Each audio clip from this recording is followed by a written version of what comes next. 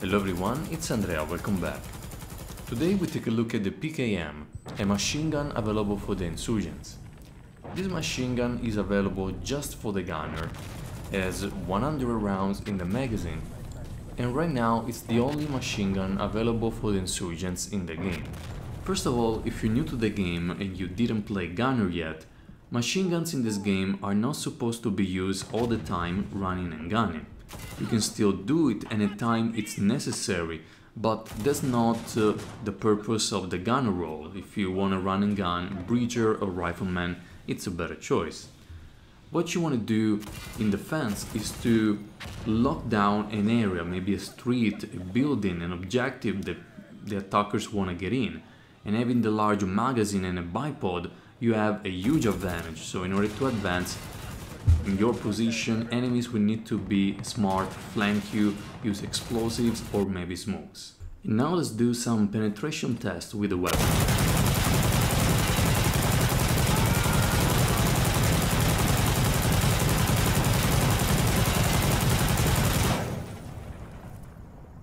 Okay, what's a bit disappointing is that this weapon has armor-piercing rounds, but still it will go through 2 covers after hitting the first concrete wall, and all the weapons react the same way, but they have less damage once they penetrate the wall.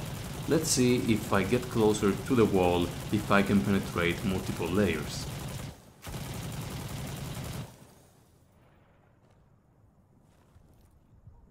So you can see just one concrete wall can be penetrated even if I'm very close to it. So I wanted to do this test because all the weapons don't have armor-piercing rounds and this weapon does. So the penetration is higher, but it's not enough to penetrate multiple layers of concrete walls. So it's the same result as all the weapons. And the only thing that changes is probably the damage after you penetrate the concrete wall, which will be higher. But when it comes down to wooden cover, you shouldn't worry because you can penetrate 3-4 layers of wooden covers without any problems. And as I was saying before, the machine gun is meant to lock down an area in defense, but in attack it's good to suppress the areas in which enemies are waiting for you, are camping, because by doing that you prevent them from peeking and you allow your teammate to advance. So knowing the map as a gunner, it's very important because you want to know from which location you can suppress the enemy without dying. Okay, and now let's do a test of the recoil without the bipod, because with the bipod it's very easy to aim.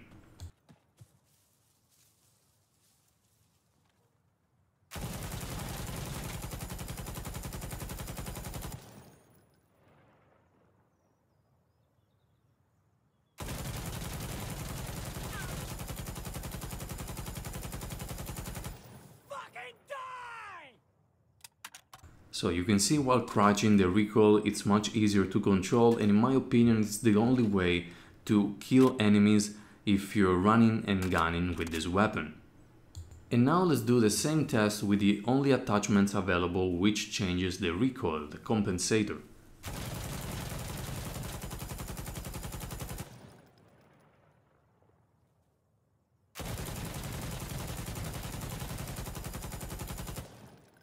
So you can see that the vertical recoil is still very high, but the horizontal one it's much easier to control. So if you run and gun with a compensator you have a lot more chance of killing targets, which running and gunning with this weapon, if you play enough, is not impossible.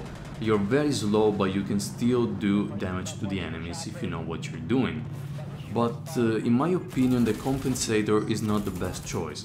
What you want to touch on this weapon is the flash hider, because you already have tracer rounds on this weapon by default, and the muzzle fire from your weapon will give away your position most of the time when you're using a machine gun, since you're firing so many rounds at the time. So the flash hider, in my opinion, it's a must on this weapon if you want to be effective and unnoticed for a long time. And many people ask me, which loadout is the best with this weapon? Should I use the armor? Should I go with a light carrier, with no carrier at all? So the first thing, you want the heavy carrier, because once you are in a good position, the last thing you want is just have one magazine and run out of bullets. What you want to do is have the heavy carrier, so you have 3 megas in total and you can lay down in the good spot for a long time. Secondly, you want to ditch armor, it's not useful enough to survive. What you want to do is ditch the armor so you have more mobility and you can reach the spot you want to get in faster. And this is important especially at the start of the round, where 1 second will make the difference and some enemies may spot you going into your favorite spot. So if you want to be a good machine gunner with a PKM, learn good spots in the maps. This will require you to test different spots, die different times, test new spots, but trust me, it will be worth it.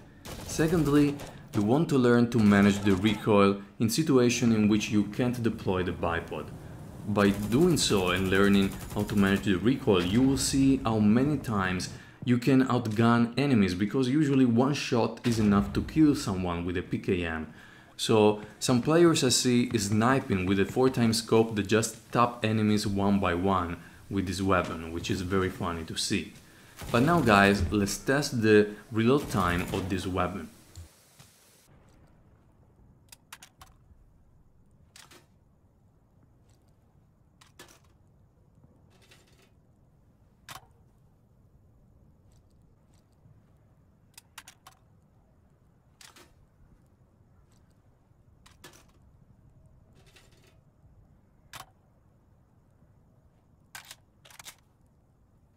As you can see, the reload it's pretty long and you will be basically defenseless for a long time when reloading. And if an enemy pops in front of you, all you can do is basically just watch and wait for the reload to end. Unless you bring with you a pistol. With a pistol, in case of emergency, you can switch to it and sometimes save your life, because in 10 seconds many things can happen. And another tip I want to give you when using a machine gun in general is to bring with you a smoke grenade. You want to do that because sometimes the spot that you want to go in, it's very tough to reach. With a smoke grenade you can throw it, maybe lay down in the middle of the smoke, and when the smoke disappears you are with the bipod deployed ready to shoot the enemy. And at long range, over 200 meters, when the weapon is no longer hit scan but it becomes a projectile weapon, what you want to do is lead a bit your target and aim a little bit higher. And I can show you right now in the clip how to do it.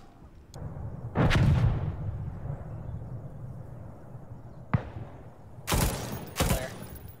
We're clearing it now.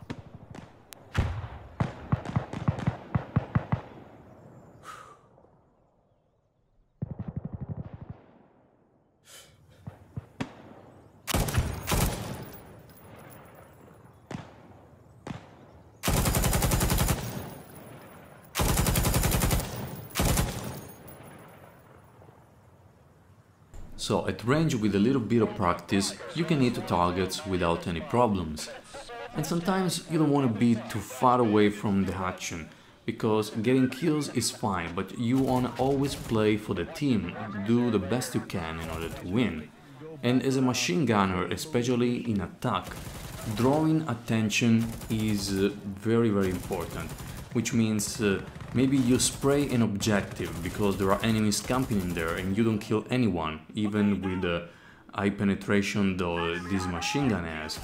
But that's not always the point, to kill players, but to draw attention on yourself, because seeing the tracer round, seeing the suppression, enemies are annoyed by that. They can't peek out of cover, it's not perfect if someone comes in because they can't hear any enemies coming in their footsteps, so they will try to kill you, so you're drawing attention.